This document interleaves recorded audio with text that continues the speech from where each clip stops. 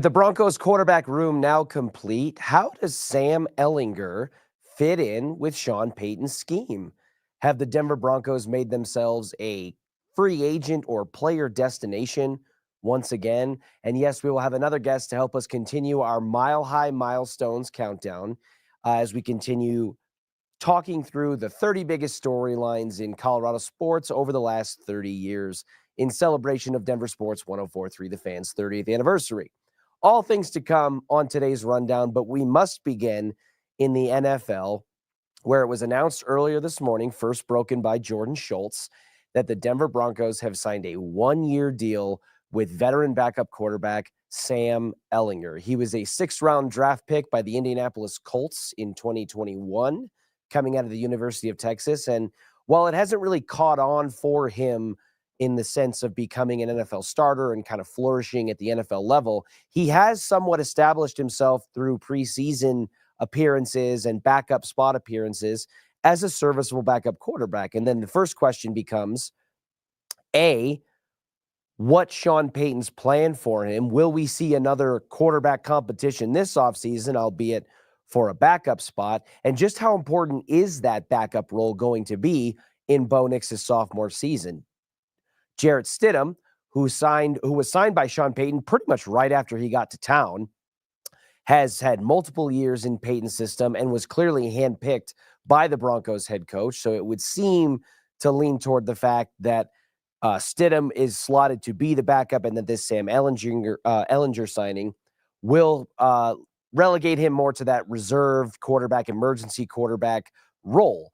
But I'll be curious to see, because again, they needed to sign someone, but this seems to be another kind of young-ish quarterback with potential. And I think Sean Payton is going to enjoy having another prospect in the room that he can kind of tinker with, because I think that was what inspired his signing of Jarrett Stidham, another guy who kind of had been floating around, had only had a handful of career starts at the NFL level before coming to Denver and getting a couple after the benching of Russell Wilson.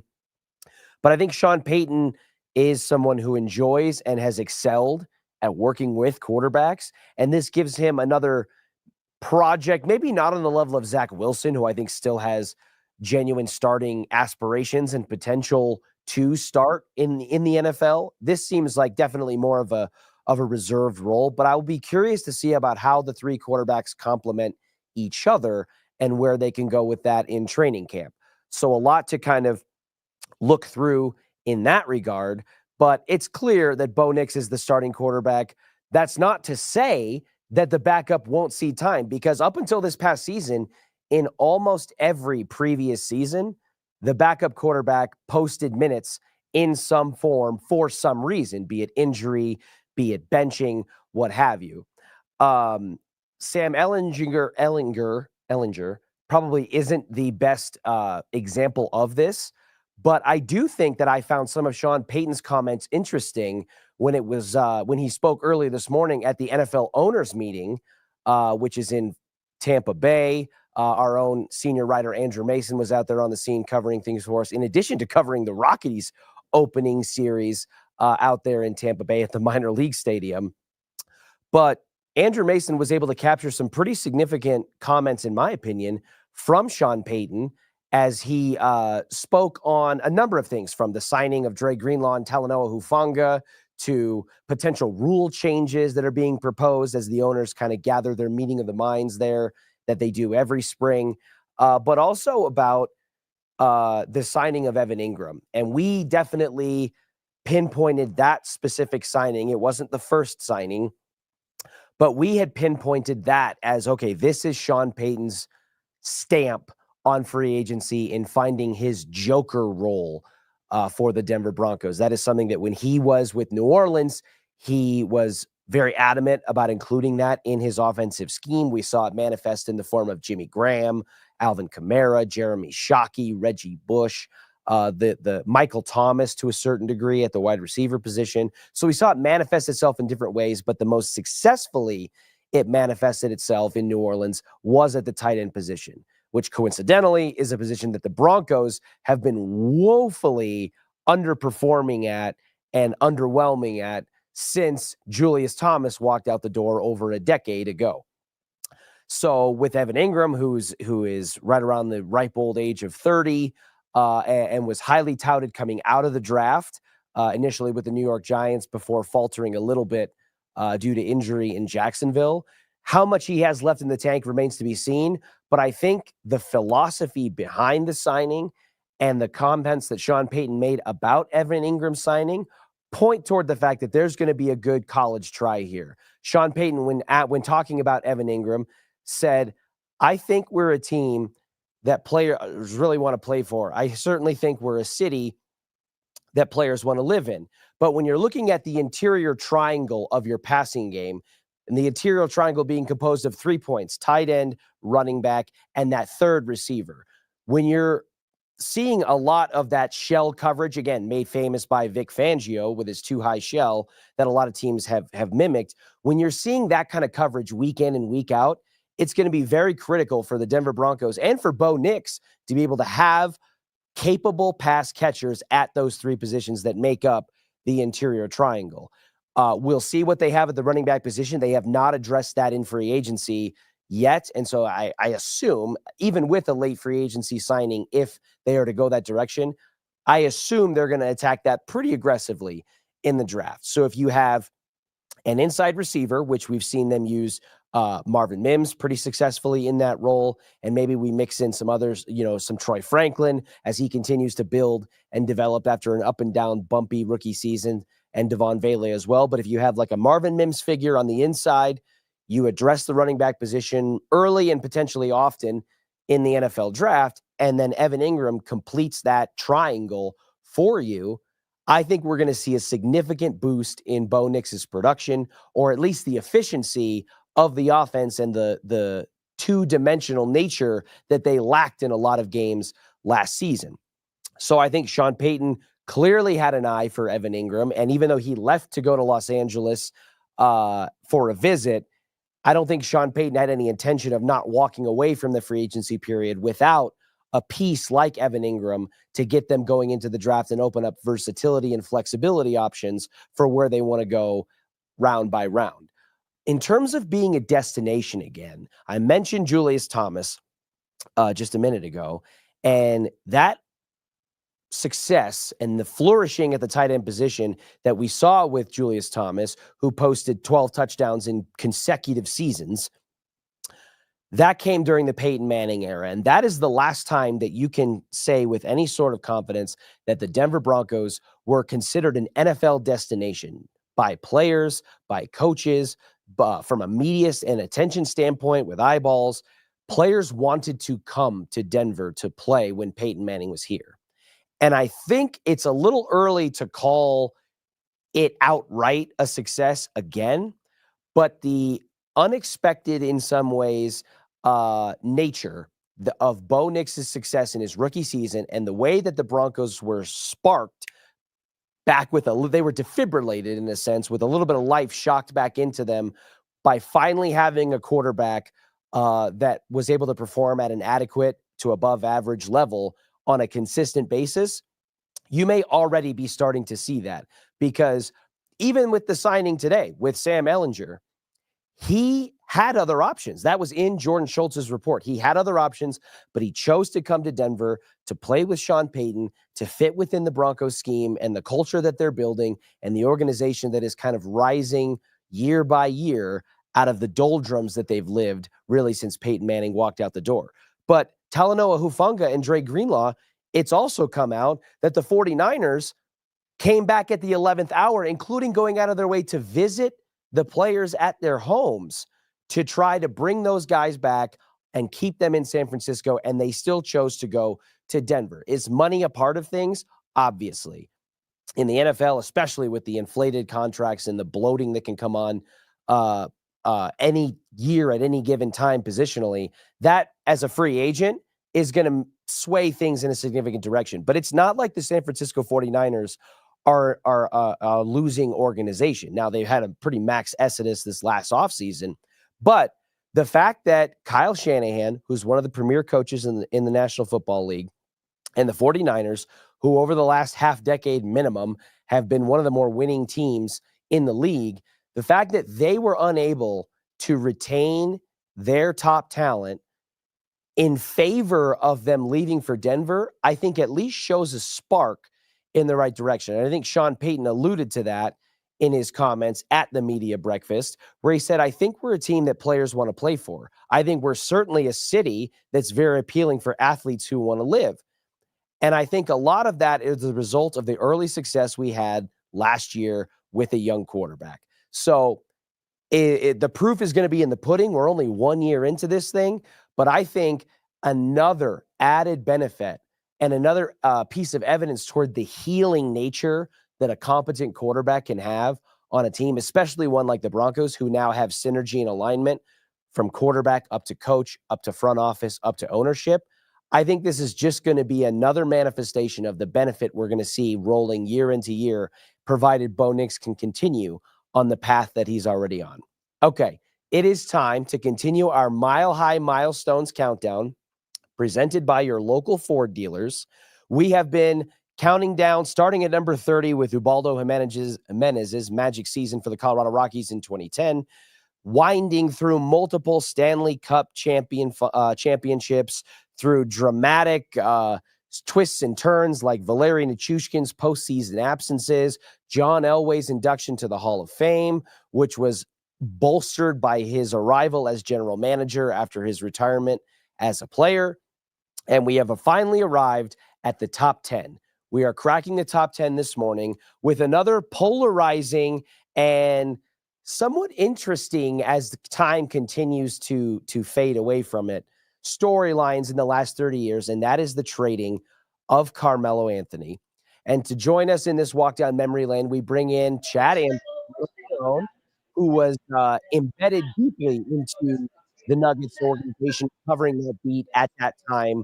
And Chad, this one, I still think, and we have some shades of this with the Nolan Arenado trade, which feels like the closest parallel that you can have, where it's so dividing and polarizing based on what side you land on. Because at the time, Carmelo Anthony was the face of the franchise.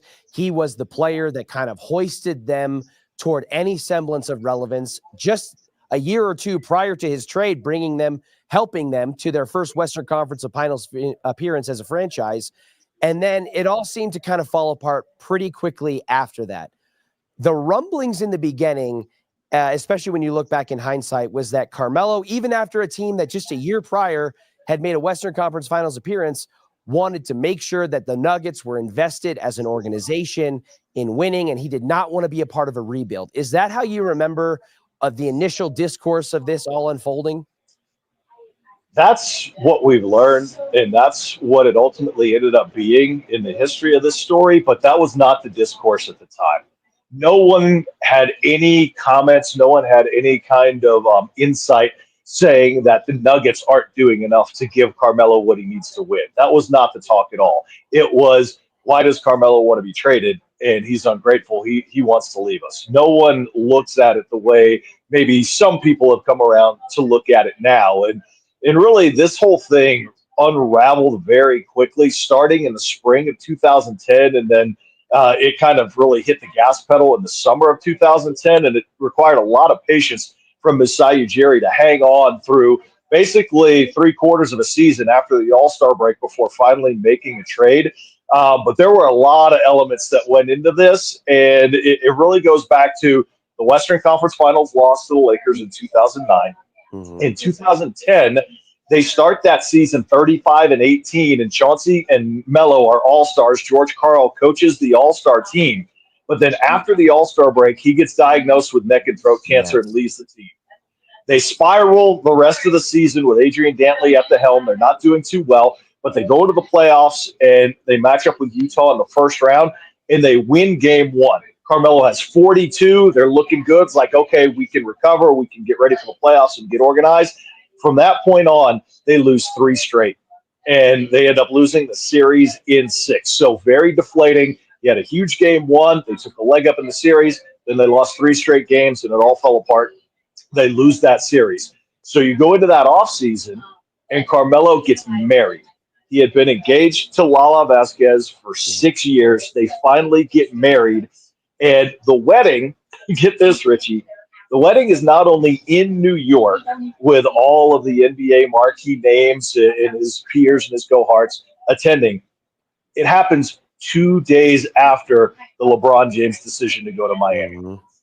So everybody is there. LeBron is there. Chris Bosh is there. Dwayne Wade is there. Chris Paul is there. Omari Mm-hmm. Stoudemire is there.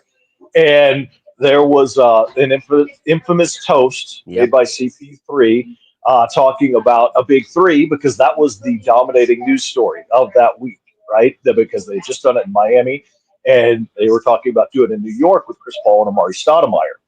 And that discussion was happening at a wedding taking place in New York right after the decision happened. So that kind of set the table.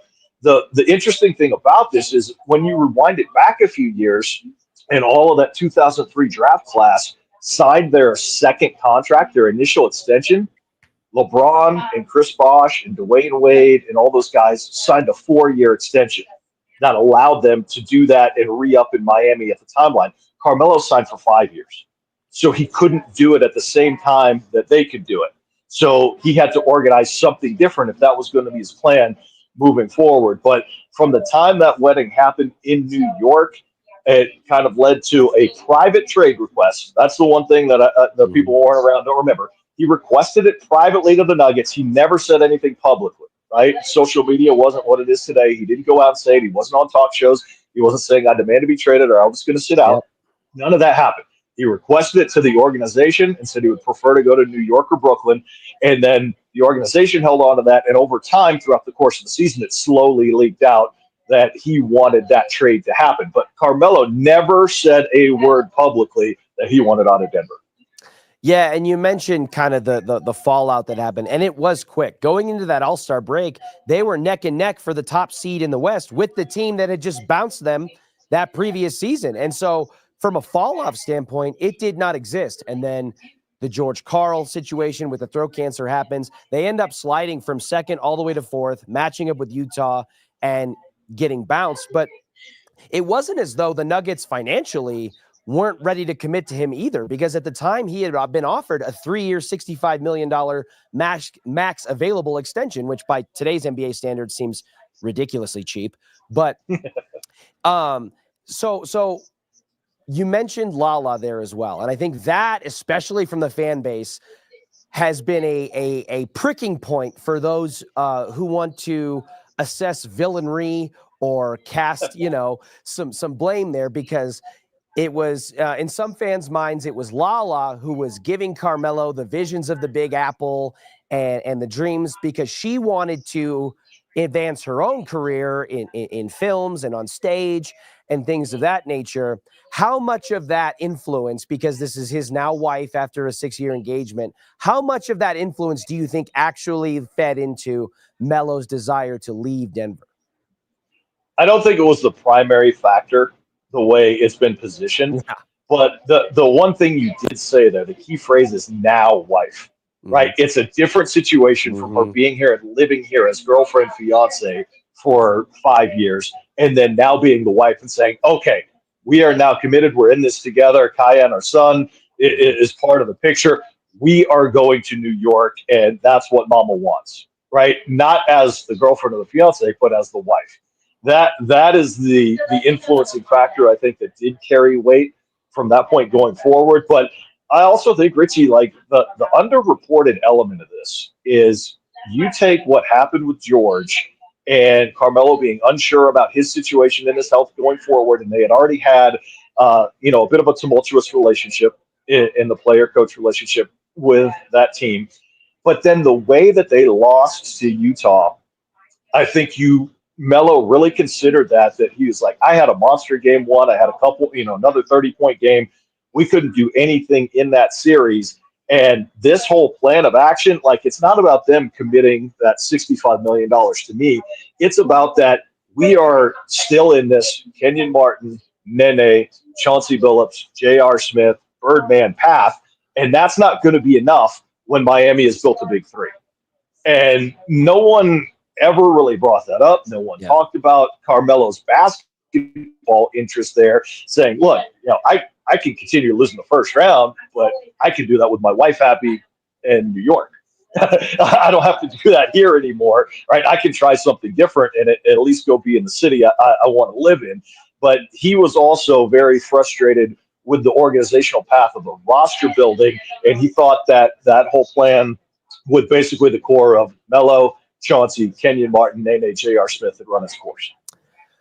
Looking at the trade now that it has happened at this point in the story, it was a pretty significant haul, and there was a third team in the Minnesota Timberwolves involved. But when you look at the Knicks, who received Melo, Chauncey, Sheldon Williams, Anthony Carter, and then the Nuggets receive a laundry list of players and a hefty amount of picks. And some of the names there for the Nuggets are pretty recognizable: Wilson Chandler, Raymond Felton, Timofey Mozgov, and of course, Danilo Gallinari. But the draft picks and pick swaps were an interesting kind of future fold that comes out, because one of those picks in 2016 becomes Jamal Murray, who years later flourishes into the Robin on a championship winning team, bringing home the first Larry O'Brien trophy in franchise history. So when you look at that, knowing that the Nuggets had to spend a handful of years in NBA purgatory before getting to that point, definitely fell off. And the Knicks, who initially with Carmelo finished second in the East, they experienced one series of playoff success, but then Carmelo Anthony never won a playoff series, if I'm not mistaken, in New York after that initial one. So when you look back on it, who, if anyone, won this trade? I hate to say it, but at the time, given the scope and the scale of it and how big of a story it was probably ultimately a lose-lose for both of those franchises based on the results of the trade. But I guess at the end of the day, it's almost like that, that one card that you have hidden up the sleeve is that pick that turned into Jamal Murray. So, as Nuggets fans, I guess we can all feel comfortable that ultimately in the long run, more than a decade later, they won because they got a championship with one of the players. If you had to speculate, and this is definitely playing a little bit of butterfly effect here, if you had to speculate, how differently do you think the trajectory of the Denver Nuggets franchise in the immediate years that followed this trade would be if Carmelo had stayed, if there hadn't been a fracturing or a pull toward New York City? What do you think Carmelo Anthony's career looks like if he stays with the Nuggets based on how things were laid out back then in the early 2010s? Probably very similar, right? When he hangs it up, he's probably still a top 10 scorer all time. Like, I don't know if he is anymore, but when he stopped playing, he was. A Hall of Fame career. The difference is I think KSE as a whole evolved a lot in the time since that Melo trade happened to where they are now, where they have a Super Bowl trophy, they have a Stanley Cup, another Stanley Cup, they have an NBA title, right? I think the way that they approach their roster building and their business has evolved and grown quite a bit.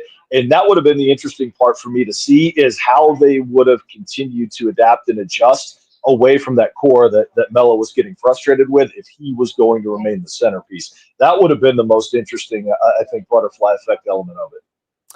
I made this same assertion, or I posed this same question, I should say, when we talked about the Nolan Arenado trade on this show, which came a couple of weeks ago, because I do feel like they have similar vibes when it comes to the singular players involved in each.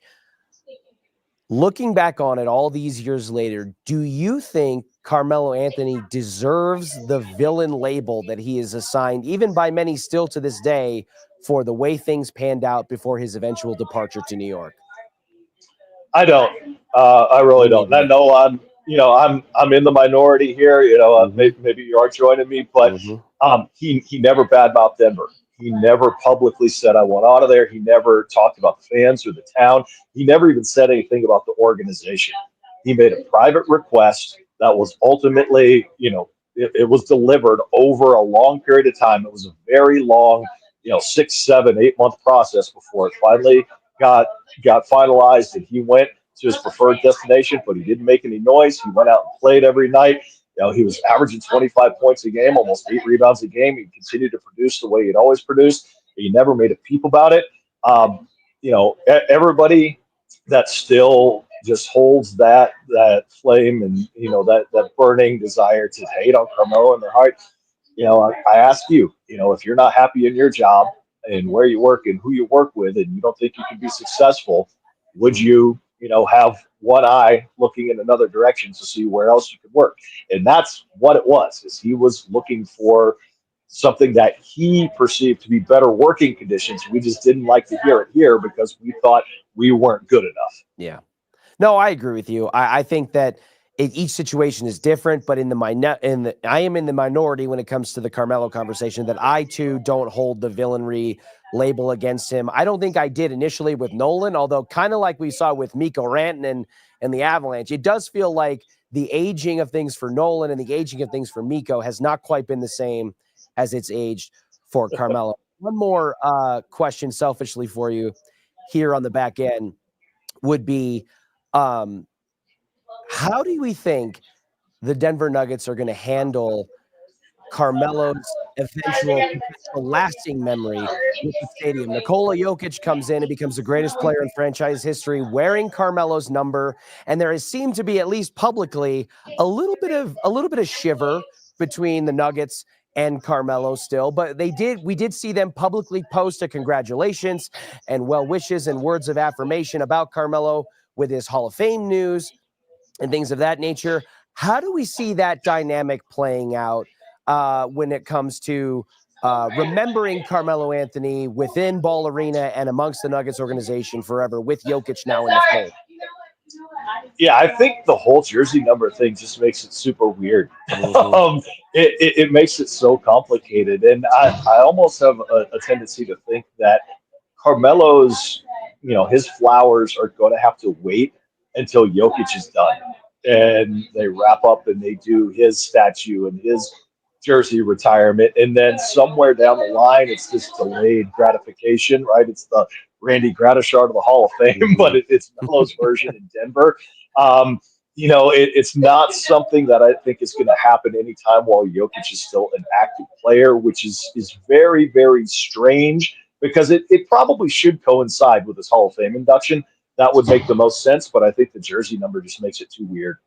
Yeah, no, I agree. If he wears any other number, I don't think there's much in the way. But when you have the best player in franchise history by a country mile, if we're being honest, happening to wear the same number that you wore, and then there's the added layer of like a tumultuous public-wise exit and a reaction from the fan base and all of that, I'm going to be fascinated to see how it unfolds. And to be honest with you, it does feel like it not going Carmelo's way is as justified as a team could have at potentially slighting one of the best players in their history, because you'd be sliding it in favor of not slighting the basketball god, the sun of your Nuggets solar system. So, Chad, thank you so much for joining us today and taking this walk down memory lane with us. I can't wait to see what 9 storylines we have left in front of this one, because this one, in terms of hindsight and talkability and, bar stool, sitting with your buddy kind of conversation, this is that cats and dogs, Pete Rose in the Hall of Fame trigger topic that just will get you. And you're either on one side or the other, and there's entrenchment there. So I appreciate you taking this time to chat with us about it. I can't wait to catch up with you again soon. Yep. Thanks, Richie. Yep, no problem. To the rest of you out there, have a great rest of your week. We are just 4 more days away from Rockies opening day. We've got some crazy news in baseball, actually, that I want to kind of get into tomorrow, and another Gabe Landeskog sighting with a little bit more of an interesting added twist to this one, as we saw him out on the ice again just earlier today. Can't wait to get into all of it with you tomorrow, and we'll catch you at the same time in the same place. I do what I love what I do. Second nature to put in the work.